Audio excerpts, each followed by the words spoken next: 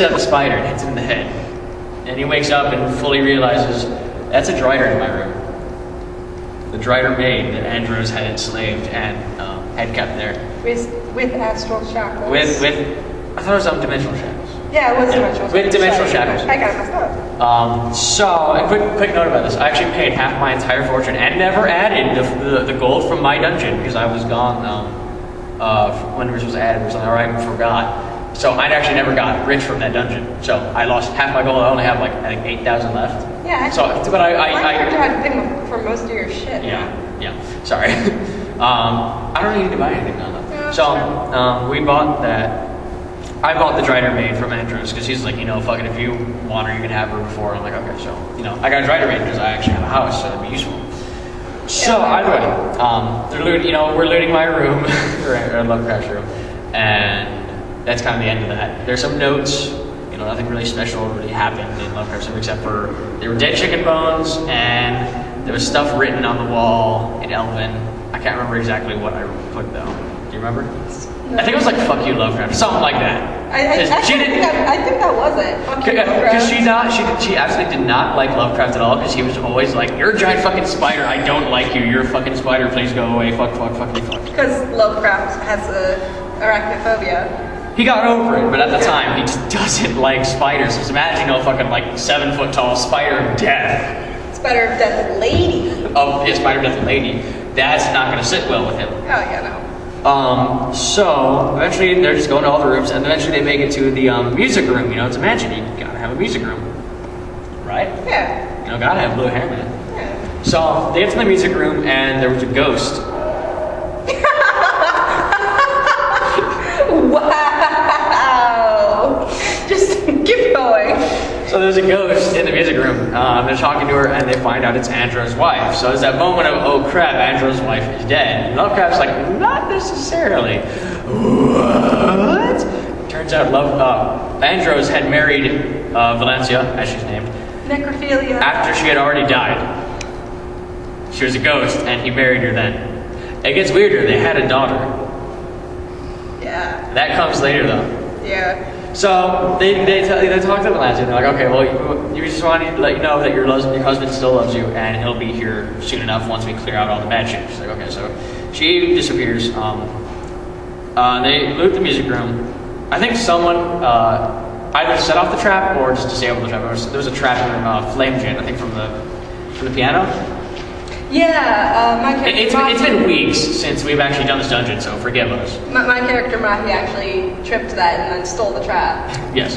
All right. So there was a flame jet trap just from the piano. Why Andros is a crazy bastard.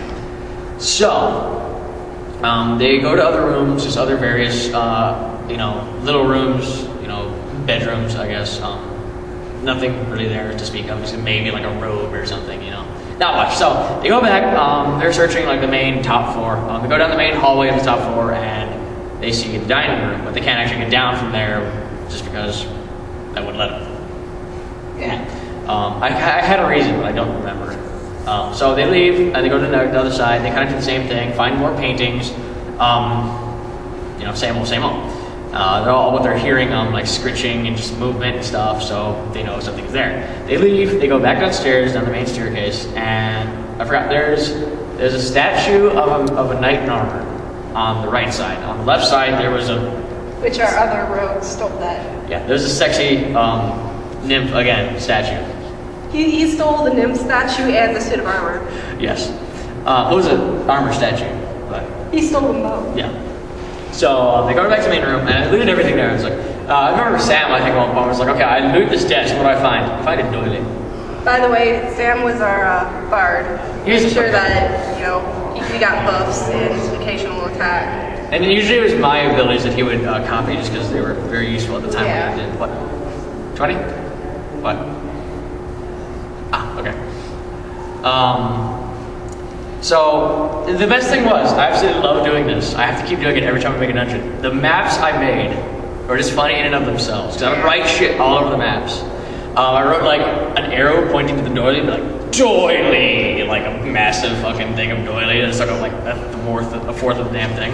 You're just writing all this funny shit just on the maps. I'm like, okay, I gotta make this entertaining, you know? If I napped up the combat, I have to make it entertaining, so I wrote all this funny shit on the maps. So they go through the main hallway, and there are display cases, but Angela specifically said, if there's a locked display case, do not take what is inside or I will kick your ass. And being a level 30 wizard, all of us probably would not survive for more than a few rounds.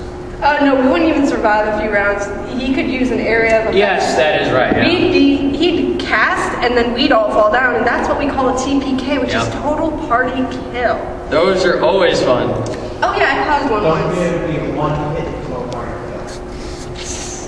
Alright, so they go into the next room, and it's the dining room, correct? Yeah. Yeah, it's the dining room. Big massive table, you know, it's a bloody mansion. Andros is over, I think I said, 1,000 some years old, so he's had plenty of time to acquire a fortune. You know, it's a mansion. So he's got this massive, fancy dining room, you know, huge table, all this cool stuff. And there's the kitchen, you know, through the doors next to it. Big fireplace, big chandeliers. He was very fond of his big chandeliers. And it's also another mural. I don't remember what it was. I really should have written it down because they were really funny. But I think I only remember one mural. I don't think there's one. The one in the dining room. That was the one with Andros' family. When yes, we found out about his daughter. Yes, it was Andros, his wife, and his daughter, all painted. And yes, she was painted as a ghost. Yeah. That's what she is. He's crazy. So they're all, you know, it's a very sweet little picture. You know, it's very nice. So we find that a lot of the chairs have been broken or turned over. The table is a little bit napped up, but still in proper, you know, working order for a table.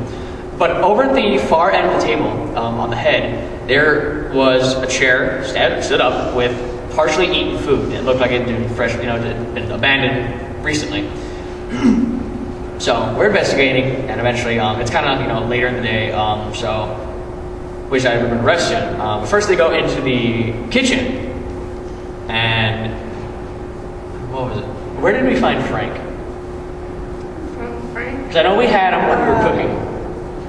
I think we found Frank a little bit before that. I remember, okay, over at the end of the hallway, I thought he was in somewhere else. Okay. Yeah. Frank the Guardian. If you know what a Guardian is, awesome. If you don't, it's on. A Guardian is a giant, like, it can be either metal, stone, have at it, type of, whatever material. But it's like a golem, yeah. But it looks more like a suit of armor kind of thing, typically. Typically it's hollow inside and it has gears and shit in there. They're made by, or they're enchanted or animated.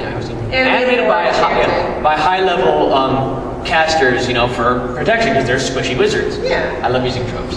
So, what happened was, we found Frank the Guardian, and he was in fairly decent condition, so we decided, okay, Lovecraft's going to animate him. So, I did, but I didn't roll exactly the best roll I could have, and he came out kind of herpter. He came out very herpter. Yes, but we're just like, hello, and he's like, I am Frank the Guardian. And then we found his brother a little bit later on, yeah. But I sort of shoved him in my dial. Yeah, so since we knew that that at least I could animate, or we could always have someone else animate, you know, someone could do it. She took Frank's brother, who Frank said was a douche, yeah. So we didn't wake him up, and shoved him in the bag of holding. He was also deactivated, so he couldn't really do anything. He was in a little worse condition, but not so bad. I'll fix him up later. So we brought Frank with us, right? And we also had fairies with us. Forgot about that. Fairies that we had.